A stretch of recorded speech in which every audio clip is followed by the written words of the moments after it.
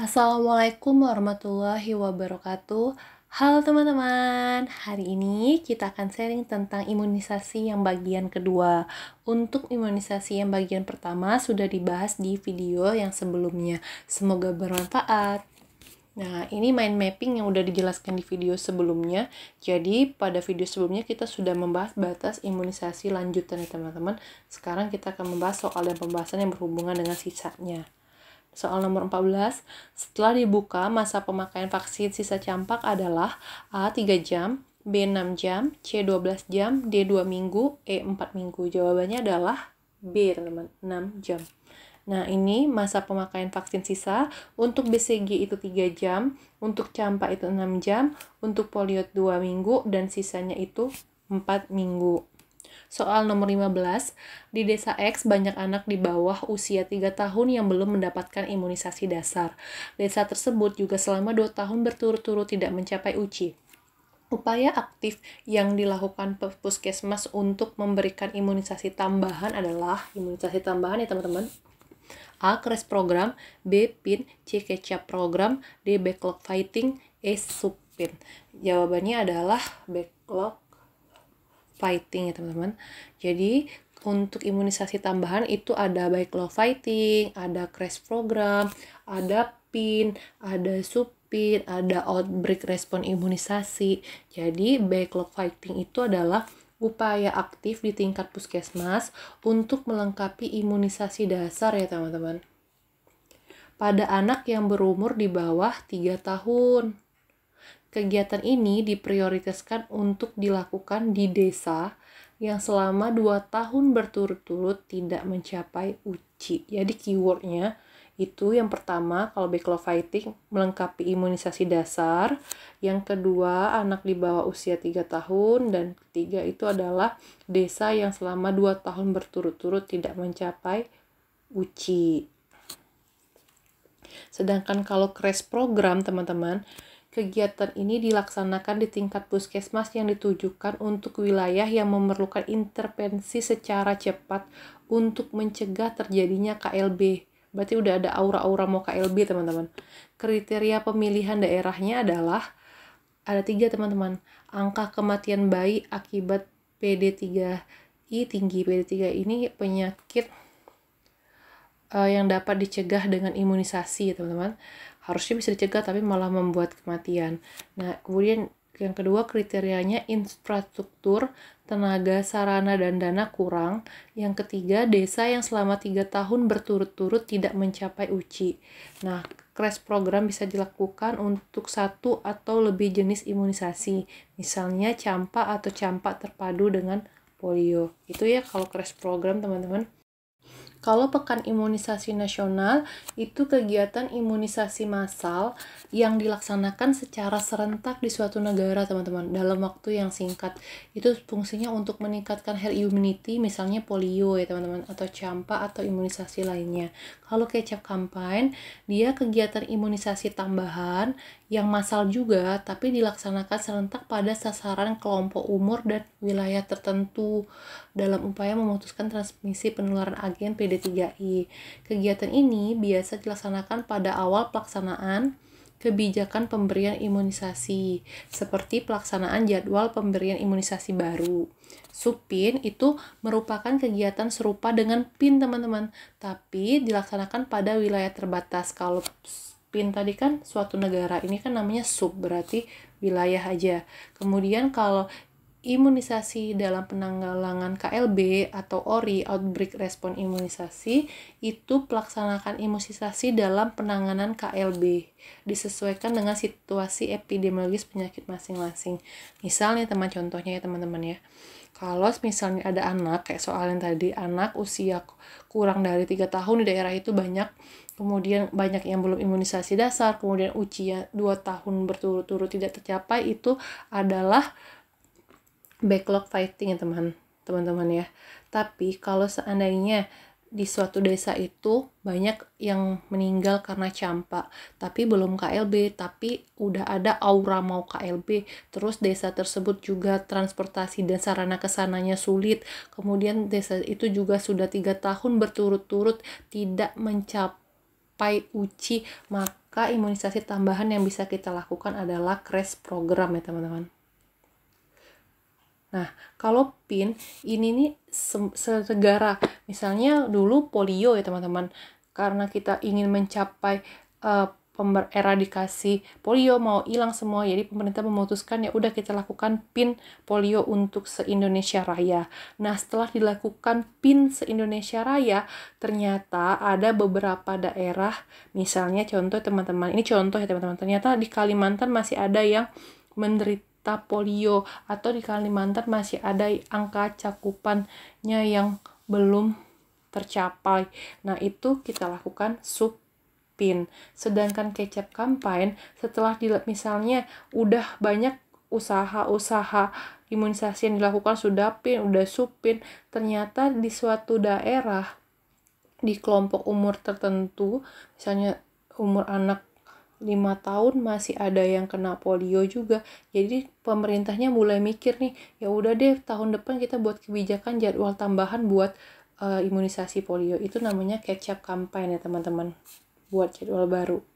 Nah, itu teman-teman, semoga bisa teman-teman ngebedain ya. Nah, kalau untuk ORI, outbreak response imunisasi, misalnya nih jeblek, tiba-tiba campak, itu jadi KLB di suatu daerah X, maka kita lakukan imunisasi tambahannya, itu namanya ORI ya teman-teman, outbreak response imunisasi. Oke, soal nomor 16. Indonesia telah berkomitmen untuk mencapai eliminasi campak pada tahun 2020.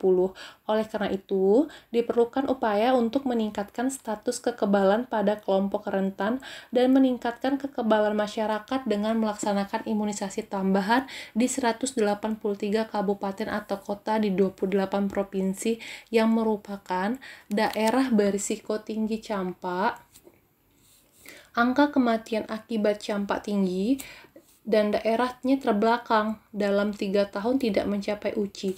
Kegiatan imunisasi tambahan yang dilaksanakan: A. CREST program, B. PIN, C. catch-up campaign, D. ORI, E. backlog fighting. Nah, tadi udah dijelasin teman-teman. Kalau dia berisiko tinggi, angka kematian misalnya atau apa yang berhubungan dengan PD3I-nya tinggi, itu kemudian daerahnya terbelakang, sarana jelek, prasarana jelek, semuanya kurang, kemudian UCI-nya 3 tahun tidak mencapai UCI, itu kita bisa lakukan imunisasi tambahannya CREST program ya teman-teman. Tuh tadi. Nah, soal nomor 17, Nyonya A mau berangkat haji, sehingga ia melakukan konsultasi ke dokter tentang jadwal imunisasi meningitisnya. Edukasi yang diberikan: A. Imunisasi diberikan minimal 5 hari sebelum keberangkatan. B. Imunisasi diberikan minimal 10 hari sebelum keberangkatan.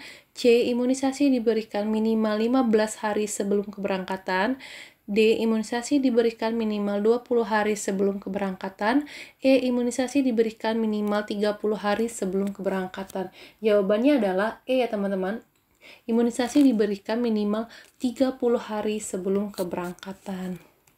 Nah, ini pemberian imunisasi meningitis, meningokokus diberikan minimal 30 hari sebelum keberangkatan.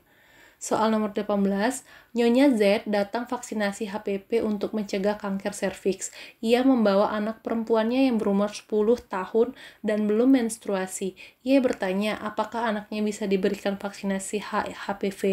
Edukasi yang diberikan adalah: A. Belum boleh karena umur minimal untuk menerima imunisasi HPV adalah 19 tahun.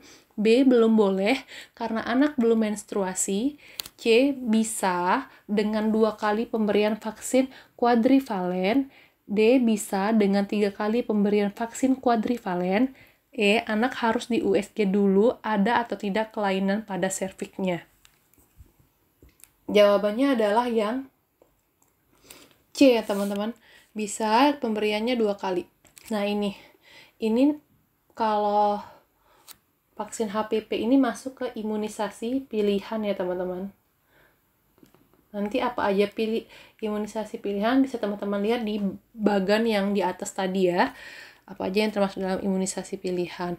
Jadi untuk HPV itu ada 2, HPV bivalen dan HPV kuadrivalen.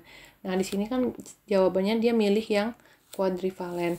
Untuk anak-anak yang berusia 10 tahun, itu kan masuk yang ini. Jadi pemberiannya itu cukup 2 kali teman-teman. Dari jadwal imunisasi IDAI juga cukup 2 kali sudah efektif. Kalau seandainya pemberiannya lebih dari umur 13 tahun, baru 3 kali.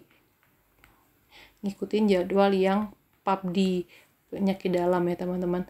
Nah, jadi pemberiannya 2 kali, dan itu boleh ya teman-teman. Walaupun karena pemberian HPP itu semakin cepat sebenarnya semakin bagus. Jadi udah boleh diberikan setelah anak berusia 9 tahun. Jadi nggak masalah dia mau menstruasi atau belum, nggak ada hubungannya ya teman-teman yang ini. Yang ini juga nggak harus. Oke. Nomor 19, anak A 3 bulan dibawa untuk imunisasi polio. Kata ibunya, kemarin anaknya mencret 1 kali, tapi hari ini sudah tidak ada lagi. PF normal, imunisasi yang diberikan: A. Polio oral diganti IPV karena lagi diare. B. Tidak boleh diberikan, tunggu jadwal pemberian selanjutnya. C. Diberikan sekarang saat datang sesuai jadwal. D. Tidak boleh diberikan karena diare, kontraindikasi pemberian polio oral. E. Anak diberikan antibiotik dulu, 3 hari datang kembali untuk imunisasi. Jawabannya adalah ya diberikan aja ya teman-teman. Mencretnya kan 1 kali kemarin. Definisi mencret kan 3 kali. Cair. Ini lagi pula sudah hari ini juga udah nggak ada lagi. PF juga normal ya teman-teman. Berarti anaknya sehat-sehat aja. Kalau kontraindikasi enggak ya teman-teman. Diare ringan bukan kontraindikasi polio. Kontraindikasi polio itu adalah HIP, imunodefisiensi. Itu ya teman-teman. Soal nomor 20, untuk vaksin yang sensitif terhadap panas, dalam setiap kemasan vaksin, untuk melihat vaksin masih dapat digunakan atau tidak dapat dilihat melalui A. Expired date, B. VVM, C. Seq test, D. EFFO, E. FIFO. Jawabannya adalah VVM ya teman-teman. Nah, ini vaksin vial monitor. Vaksin belum terpapar suhu panas yang berlebihan. Dalam setiap kemasan vaksin telah dilengkapi dengan VVM.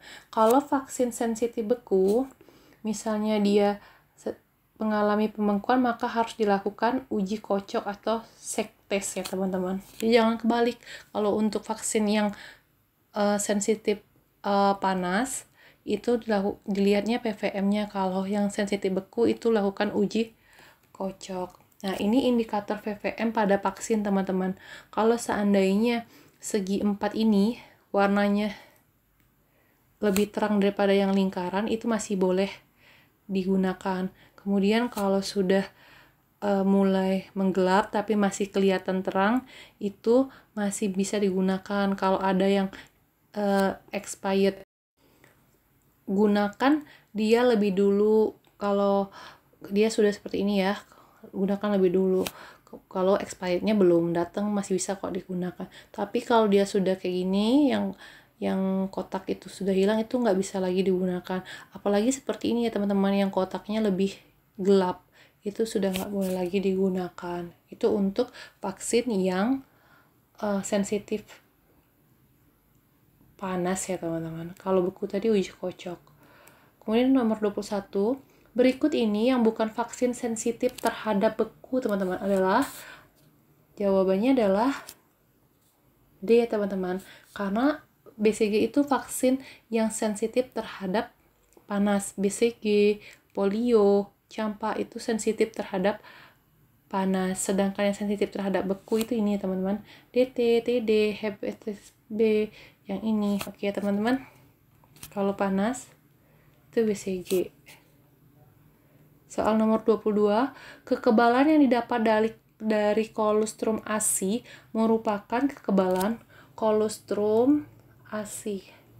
Jawabannya adalah pasif alamiah.